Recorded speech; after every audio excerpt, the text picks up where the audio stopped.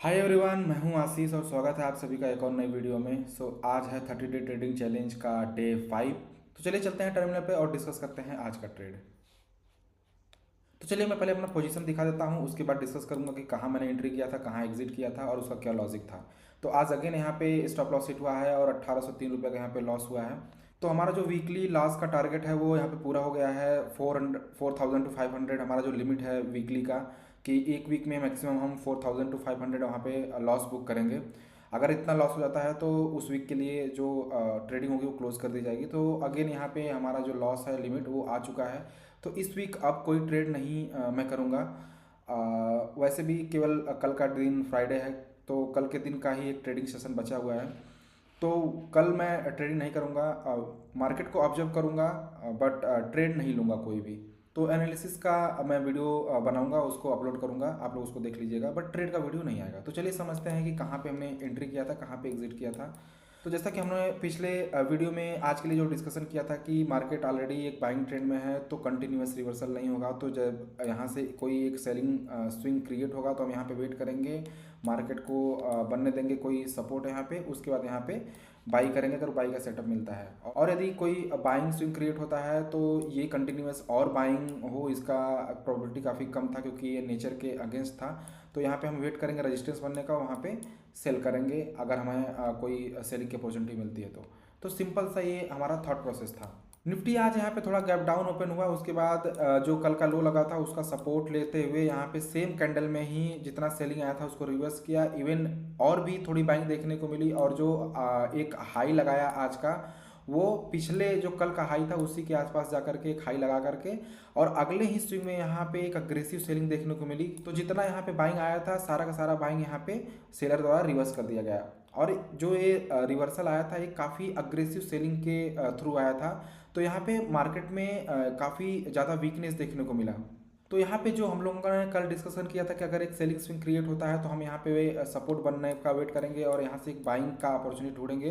तो इस selling swing के बाद यहाँ पे हमें अपना जो एनालिसिस था वो चेंज करना पड़ा, क्योंकि जैसे बड़े टाइम फ्रेम पे ये है वैसे लोअर टाइम फ्रेम पे भी देखेंगे तो इतना अग्रेसिव सेलिंग आ चुका है, और वो भी एक बार बाइंग अग्रेसिव बाइंग को अग्रेसिव सेलिंग के द्वारा यहाँ पे रिवर्स कर दिया गया है। तो अगेन अब यहाँ से अग्रेसिव बाइंग आए या बाइंग जो आकर के हाई तक जाए, इसकी प्रोबेबिलिटी काफ़ी घट गई थी। अगर ये सेलिंग थोड़ा स्लो पेस में आता, ऐसा लोअर लो लोअर हाई बनाते हुए आता, तो यहाँ पे डेफिनेटली यहाँ पे जब एक सपोर्ट बनने का वेट करते हैं और यहाँ से हम बाइंग की अपॉर्चुनिटी ढूंढते हैं। तो अब यहाँ पे दूसरा कॉन्सेप्ट हम के थ्रू मैं यहाँ पे एंट्री ढूंढ रहा था कि अगर सेलिंग आई है तो ये पूरा का पूरा रिवर्स नहीं होगा। ये मार्केट का नेचर नहीं है कि एक ही स्विंग में बाइंग आए फिर सेलिंग आए फिर बाइंग आए फिर सेलिंग आए, इस तरह का नेचर नहीं है।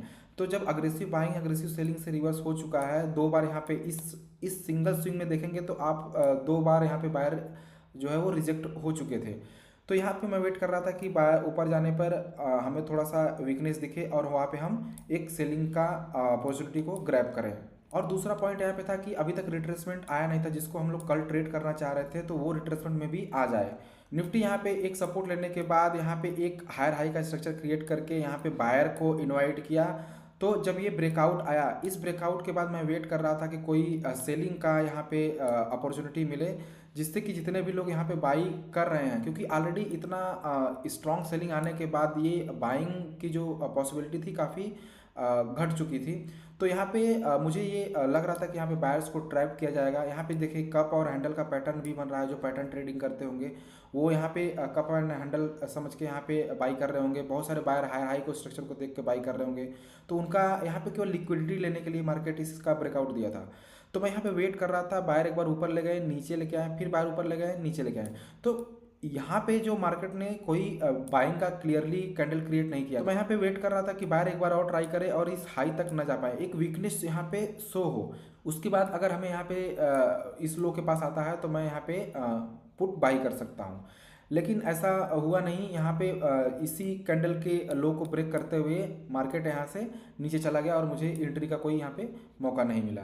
इसके बाद मार्केट यहाँ पे एक लोअर हाई क्रिएट किया और जो पिछला लो लगा था उसका यहाँ पे ब्रेक डाउन हुआ।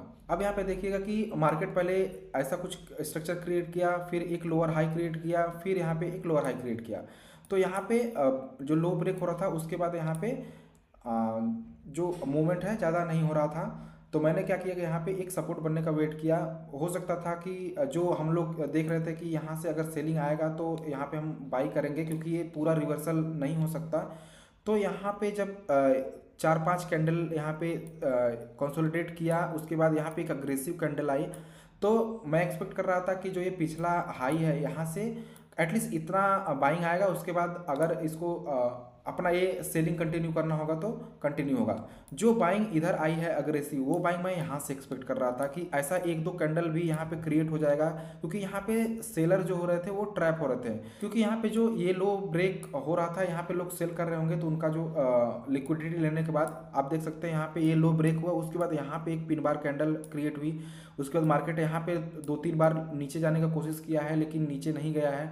अगेन यहाँ पे बायर के थ्रू यहाँ पे रिजेक्शन आया, तो मैंने यहाँ पे एक एंट्री लिया था। उसके बाद अगले ही कैंडल में आया एक अग्रेसिव, एक इंडिसिसिव कैंडल आया, और उसके बाद एक अग्रेसिव सेलिंग कैंडल आया, उसमें मेरा जो स्टॉप लॉस था वो यहाँ पे हिट हो गया। तो अगेन यहाँ पे आज के दिन पे लॉस हुआ है। तो अब मैं यहाँ इस वीक ट्रेड नहीं करने वाला हूँ, क्योंकि जो लॉस का लिमिट है वो आ चुका है। जो एक हफ्ते का जो लॉस का लिमिट है 4 से 5 हज़ार रुपये, वो इन बिटवीन मैं आ चुका हूँ, तो यहाँ से मैं ट्रेड अब नहीं लूँगा। अब जितने भी ट्रेड लिए गए हैं 4 से 5 दिन, हमने 5 दिन ट्रेड लिया है। 5 दिन में 2 दिन पहले लॉस हुआ था, फिर 1 दिन प्रॉफिट हुआ था, फिर 2 दिन लॉस हुआ है। तो जो 2 दिन का स्टार्टिंग का प्रॉफिट था, लॉस था सॉरी, वो 1 दिन के प्रॉफिट में रिकवर हो गया था। बाकी ये जो 2 दिन का लॉस है, इसको एनालाइज करूंगा मैं कि कहाँ पे गलती हो रही है, क्योंकि ओवरव्यू जो है वो हमारा इंटेंट रह रहा है, हमारी एंट्री गलत जगह हो जा रही है, जिसकी वजह से हमारा स्टॉप लॉस हिट हो रहा है। आप देख सकते हैं कि यहाँ पे भी स्टॉप लॉस हिट हुआ है। उसके बाद जो अगला सपोर्ट लगा है यहाँ पे, वहाँ से एक बाइंग देखने को मिली है। तो अगर ये बाइंग हमारा यहाँ से आ गई होती तो ये स्टॉप लॉस हिट नहीं होता और हमारा टारगेट यहाँ पे हिट हो जाता। तो चलिए अब बात कर लेते हैं कि कल निफ्टी को कैसे ट्रेड किया जा सकता है, क्या प्लानिंग हमारी हो सकती है, मार्केट कैसे परफॉर्म कर सकता है। तो अगेन आज निफ्टी में जो यहाँ से एक्सपेक्टेशन था कि रिट्रेसमेंट आना चाहिए, इतना बाइंग हो चुका है ऑलरेडी, वो रिट्रेसमेंट कहीं कहीं आया है, बट अभी इस बाइंग के कंपैरिजन में ये जो रिट्रेसमेंट है ये सफिशियंट नहीं है। तो अगर हम यहाँ से फिबोनाची ड्रॉ करें तो एटलीस्ट 30-40% के आसपास भी, या 50% के आसपास तक आना चाहिए ये रिट्रेसमेंट।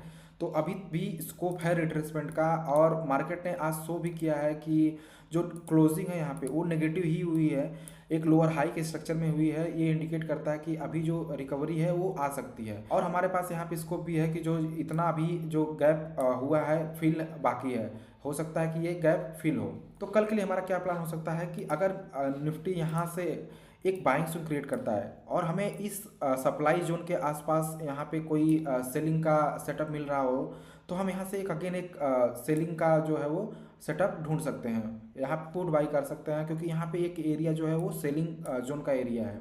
और यदि यहाँ से एक सेलिंग आने लगती है तो हम वेट करेंगे, एक सपोर्ट बनने देंगे, और यहाँ पे हम बाइंग का कोई सेटअप ढूंढेंगे। अगर बाइंग का सेटअप मिलेगा तो यहाँ से बाई करेंगे। कॉन्सेप्ट सेम है, क्योंकि इतना बड़ा सेलिंग अगेन ये कंटिन्यूस वे में रिवर्स नहीं हुआ, क्योंकि ये अब सपोर्ट से काफ़ी दूर जा चुका है मार्केट। तो यहाँ पे जो सपोर्ट बनने के बाद हम बाइंग जो एक्सपेक्ट करेंगे वो भी काफ़ी बड़ा एक्सपेक्ट नहीं करेंगे, क्योंकि इस हाई से भी जो मार्केट है वो काफ़ी नीचे आ चुका होगा अगर इस सेलिंग स्विंग क्रिएट होता है।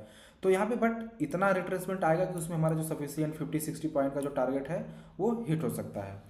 और यदि अगर यहाँ पे अगेन अगर यहाँ पे कोई रेंज क्रिएट होता है तो उस रेंज का हम वेट करेंगे। रेंज का ब्रेकडाउन अगर नीचे की तरफ होता है तो वहाँ से हम सेल का ट्रेड लेंगे। और कल के दिन अगर यहाँ पे अपर साइड में कोई ब्रेकआउट होता है तो वो ऑलरेडी जो जैसे यहाँ पे एक ब्रेकआउट हुआ और इस ब्रेकआउट में लिक्विडिटी ली गई, यहाँ पे फेल हुआ ब्रेकआउट, उसी तरह यहाँ से भी मे बी ट्रैप क्रिएट किया जा रहा हो, लिक्विडिटी ली जा रही हो, वहाँ पर हम वेट करेंगे। अगर हमें सेलिंग का कोई अपॉर्चुनिटी मिलेगा तो सेल करेंगे या पुट बाई करेंगे। तो यही 3 से 4 केस हो सकते हैं।